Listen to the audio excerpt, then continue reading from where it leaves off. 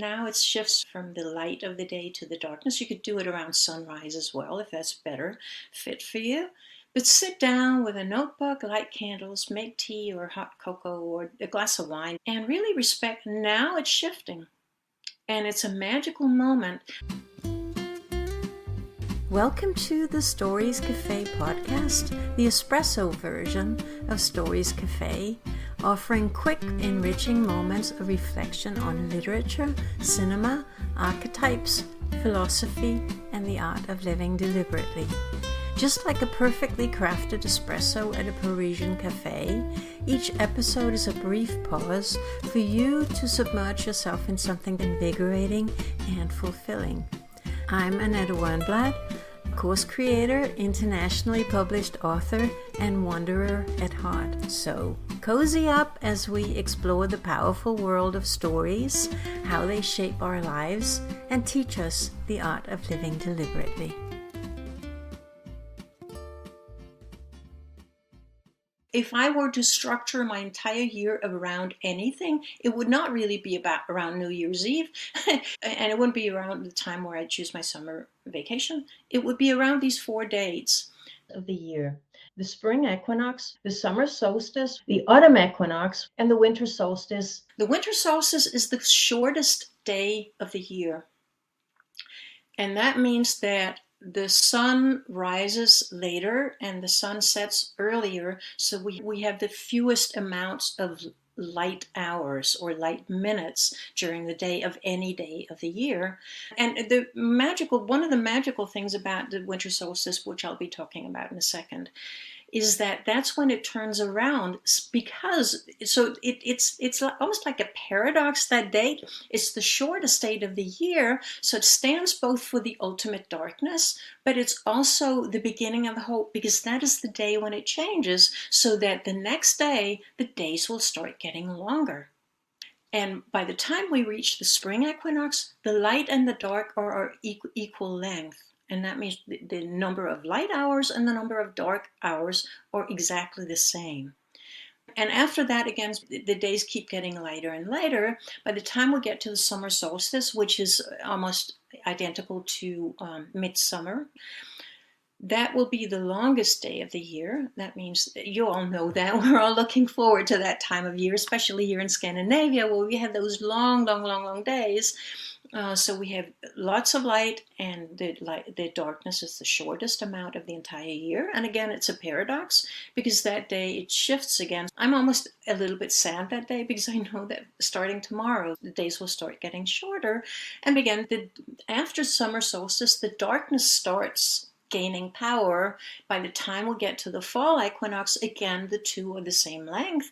And from that day, because the darkness keeps gaining power, we'll get more and more darkness. So that's the significance. As you can hear, when we say that something is, in a way, the calendar year is kind of a little bit weird, because September means the 7th month, and in our calendar it's actually the 9th month, and so on and so forth. So that's all man-made, but this is not man-made. This is nature-made.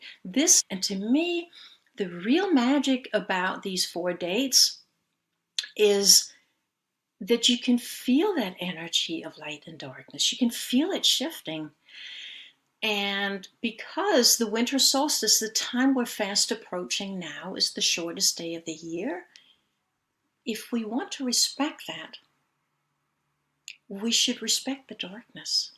And we should almost, in a way, withdraw a little bit into darkness and the darker parts of ourselves. And to me, what is really magical about this is that when you start being aware of these dates, and they should be booked into your calendar, those 4 dates, I always respect them. I always take a break on those days and sit down. I like to do it around sunset, but it's a matter of taste, because that's, now it shifts from the light of the day to the darkness. You could do it around sunrise as well if that's better fit for you. But sit down with a notebook, light candles, make tea or hot cocoa or a glass of wine, and really respect now it's shifting. And it's a magical moment.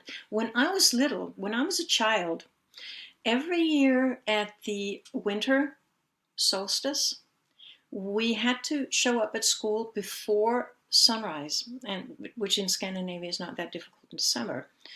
And then we all had to show up not in our classrooms, but in the gym. And the gym had been emptied out, and the only thing that was there was a huge Christmas tree with lights and, really beautifully decorated. And the only lights that were on in the gym were the lights on that Christmas tree. Everything else was completely dark, and it was dark outside.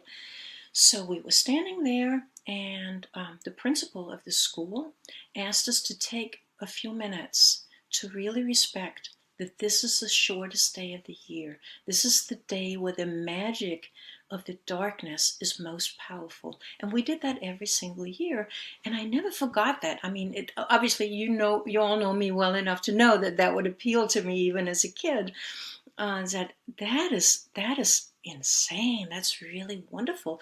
And once you start becoming aware of those 4 dates, for me, it's so interesting that you really start respecting the magic of the light and the magic of the darkness, but also the magic of balance between the two.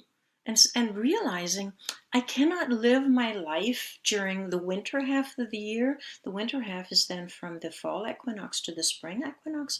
I can't live my life the exact same way that I do from the spring equinox to the autumn equinox. Obviously, we can't all take 3 months off of the year and just sit in a corner and drink hot chocolate. But what we can do is sort of respect and say, well, let's then just say that we are really busy during the day. Then it's imperative, it's even more imperative that we don't make a lot of plans in our free time, that we spend that whatever time we do have left taking really, really good care of ourselves. We need soothing. That's what we need. Warm coffee, warm tea, warm chocolate, a nice fluffy blanket, and a little bit of time. I like to do it in the darkness because I am a darkness kind of person. I think that was the principle of my old school when I was a kid that actually started that in me. I find the darkness so soothing, and this is exactly how I feel. And a ritual around darkness, a lot of people turn on the lights as soon as it starts getting dark outside. I usually wait until I can't see anything at all before I turn the lights on. So candles is a really good thing. Soothing. Thank you so much for joining me. I hope you enjoyed your espresso break and learned something new.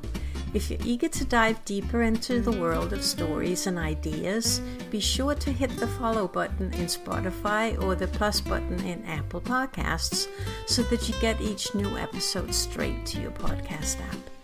You can also visit us at Stories Cafe. Just go to stories-cafe.com. There you can explore free content for a taste of what we offer, or if you're ready for more, a paid membership unlocks in-depth discussions, full access to our archives, and a vibrant community of fellow story enthusiasts. I am so thrilled to have you here, and I look forward to welcoming you back to the Stories Cafe soon.